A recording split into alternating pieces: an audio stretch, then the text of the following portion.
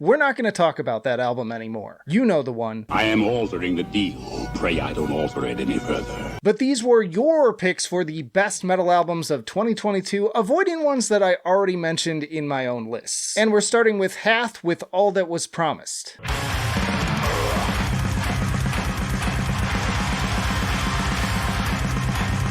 This album was definitely the talk of the town when it dropped in March. Dense, dark, imposing atmosphere is the name of the game for this blackened death metal crew, sort of uniting the worlds of Morbid Angel, Immolation, and Behemoth.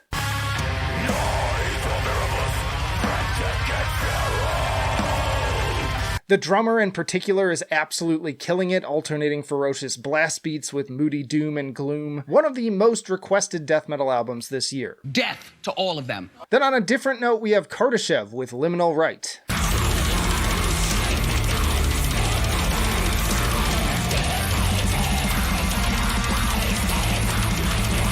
So happy to see Kardashev get so much love, as they really bring something special to the table, taking pieces from almost every genre and rebuilding them into something completely unique. Post-metal, death metal, black metal, and progressive metal all come together for a truly haunting sound that some refer to as death gaze.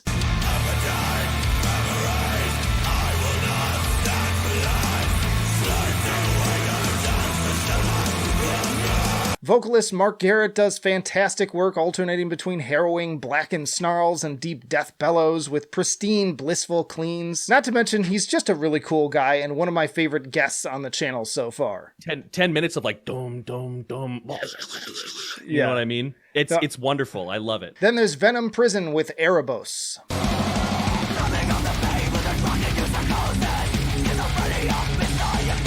Now, if you ask me, this is Venom Prison's best album so far. There is so much diversity on display here, with songs seeming to pull on everything from Arch Enemy and Lamb of God riffs to BT Bam solos and deathcore breakdowns to the haunting pain of Oases.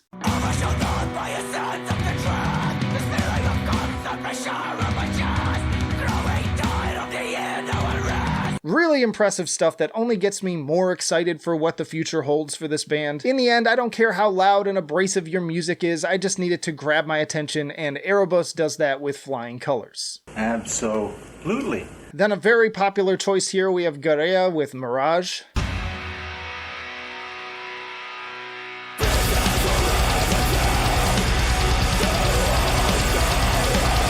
This atmospheric black metal band has very quickly become the new darling of the genre, seemingly even rising into the ranks of Harakiri for the Sky and Magua with their mesmerizing display of both melody and menace.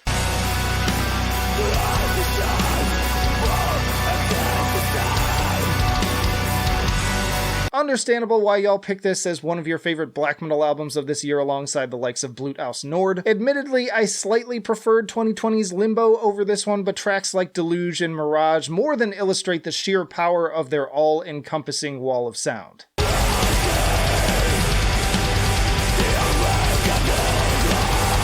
Then we have Woe with an Abstract Illusion.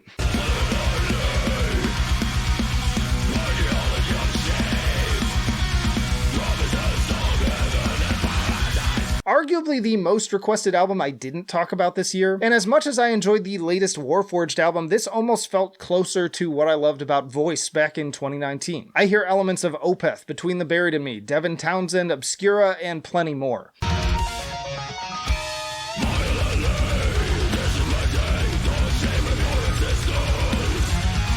For a highly dynamic runtime, as brimming with emotion as impressive with performances. Wonderful progressive death metal that captured the hearts of many of my audience, as well as other channels like Forge Master Metal Reviews. It's brutal, emotional, dripping with atmosphere, and just totally bleak. 5 out of 5 bloodied brides. Then we have Wormrot with Hiss.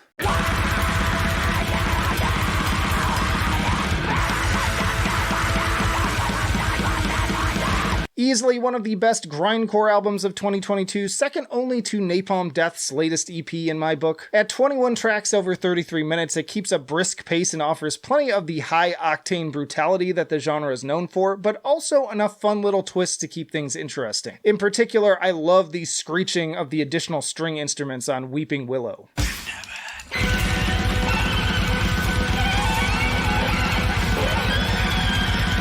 It's surprises like this that I most appreciate in this genre, and I'm only excited to hear more of these elements in the future. It also gets my vote for one of the best album covers of the year. Hey, that's pretty good. Then we're getting grody with Chat Pile and God's Country.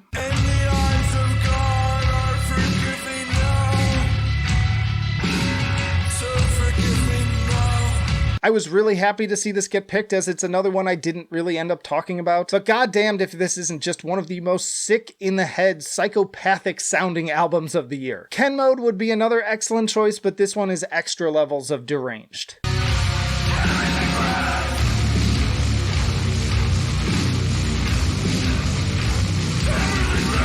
Think Daughters and Swans, but with arguably even more of a black void to seep into your soul. You're gonna need a hug after this one. Emotional damage. Next up is Artificial Brain with Artificial Brain.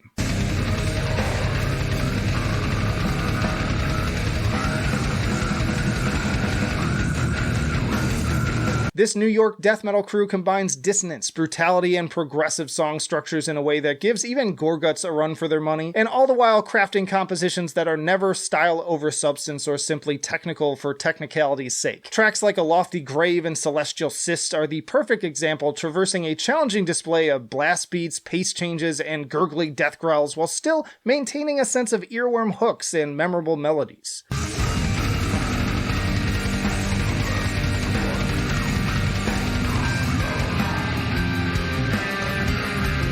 Now make no mistake, this is still not for the average normie death metal fan. I'd argue it's a touch more accessible than Gorguts, but if your idea of difficult to listen to is still Cannibal Corpse, be forewarned. I guess you guys aren't ready for that yet. Then we have Revocation with Netherheaven.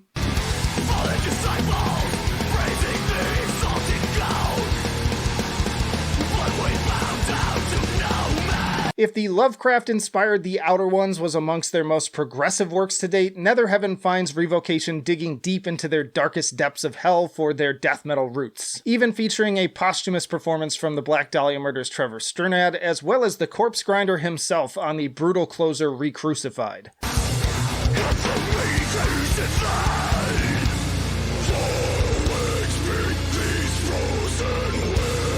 The riffs and drumming are as sharp and aggressive as ever, often going fast and hard with tracks like Diabolical Majesty and Lessons in Occult Theft, drawing comparisons to Aborted, but when they do slow it down for the likes of Galleries of Morbid Artistry or Godforsaken, you'd better believe the malevolent atmosphere is enough to suck the soul right out of you. We'll tear your soul apart. Then we have Tallah with The Generation of Danger.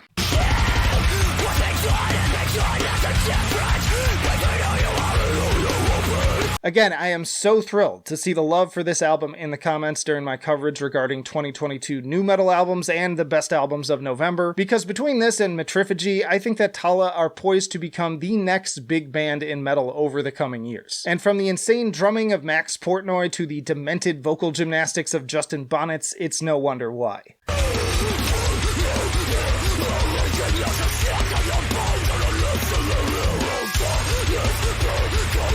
Tallah take all the most inviting elements of nu metal, but then repackage them within a bonkers mishmash of every possible style that seems to offer a little something for everyone. And if you want to hear more about their influences and story, you can listen to this interview I did with Justin in 2019. He's just an amazing talent. If you're not screaming correctly, you're just covering shit with glitter, it's still shit. You're gonna sound like an idiot and you're gonna hurt yourself. Shout out to Lorna Shore and Pain Remains, which was highly requested, but I've said my piece on that in enough videos at this point, and I promised I'd put it to rest. But then we also need to include Sigh with Shiki.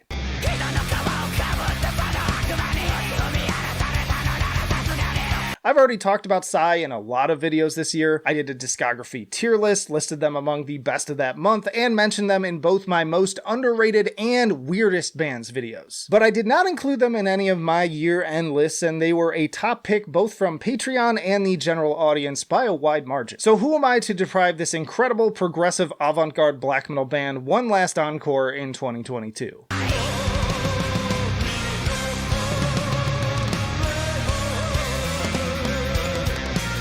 Of all the bands I've been introduced to over the years, Sigh continues to be one of the most rewarding that just keeps on giving, and it was easily one of the most fun deep dive discography videos I've done to date, so please do check that out here. Also check out this playlist for more best of 2022 videos, and let me know down in the comments what other picks you feel like should have been included. But that'll do it for now. Flight of Icarus signing off. I will see you in the trenches.